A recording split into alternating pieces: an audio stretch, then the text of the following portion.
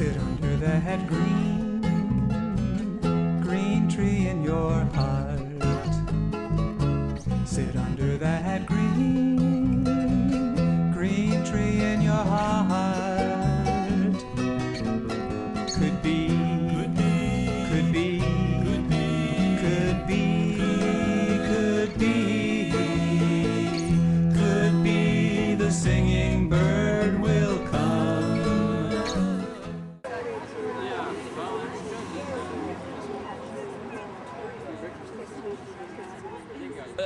You know, from the Redbud Woods plaque committee, I'm Brian Eden. Some of the other people who are on the committee: Michael Latham, Alyssa Wolfson, Carol Rosen, Dave Rosen, and John Schroeder. And there were a lot of other people that came to the meetings in the Board of Public Works. Another 20 or 30 people, and without them, we probably would not have been able to do this. So anyway, I'd just like to introduce a few people to make brief remarks. And Ben, are you ready? My first? Oh, you might as well be. Then you can go back in the chair. In addition to other reasons, I have a personal interest in this issue because for 40 years or so I lived just on Glenrock Court, just across the way here beyond these trees. I used to walk through these woods regularly, my wife and I, and it was a really lovely thing to have this bridge between the campus and the community. This issues about Cornell and what it has done goes back a long way, and many issues in which Cornell has less than anything to be proud of. There are some of the things that are to be proud of, but there are a bunch of others that are not. And many of them led to people being arrested, as they were here.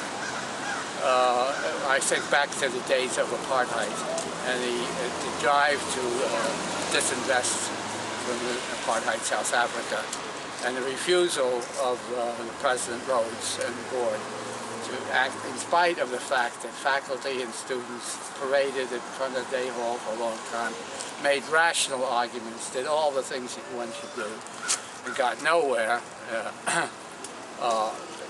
The end result of that probably is that they paid off by setting up the Institute for African Development and some scholarships for African students. So there are some payoffs,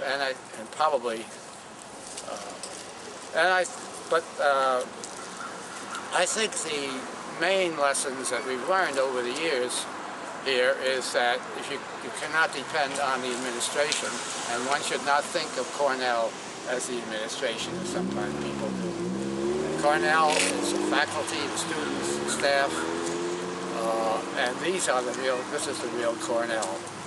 Now, there were years in which that community had a voice, much more of a voice in what actions such as the one that took place here. But many of you were too young to remember the Cornell Senate, which was set up in 1970, which was faculty, students, and staff, which had control over non-academic issues.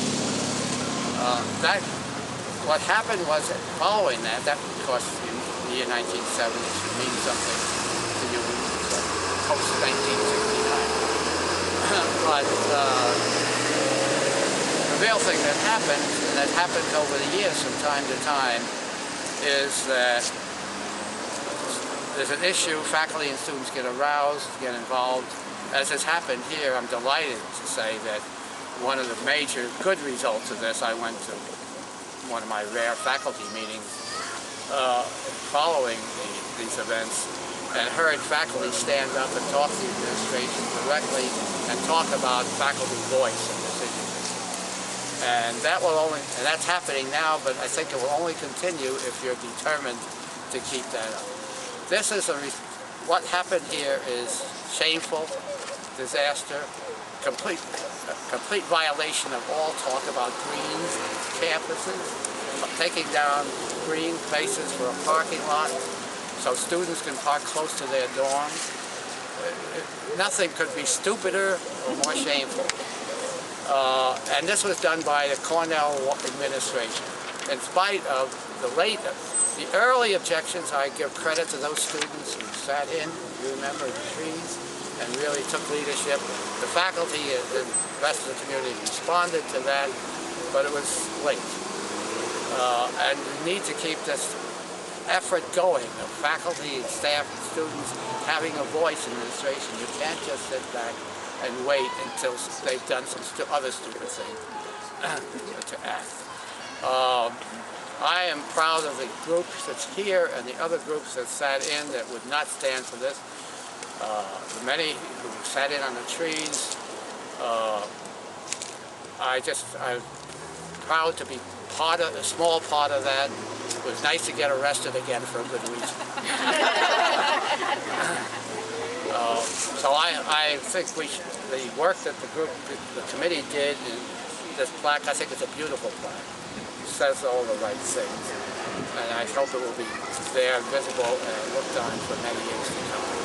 And thanks very much for doing this. Well, if you climb uphill on University, there's some land called Redbud Woods. The trees there look so pretty each and every spring. Those woods are home to a bunch of birds. Most of us think that's good.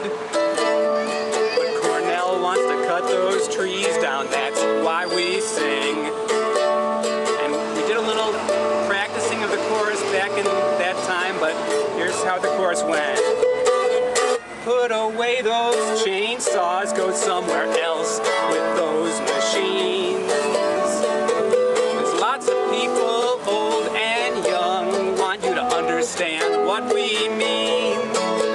We're students and professors and Ithacans, and we love this patch of green.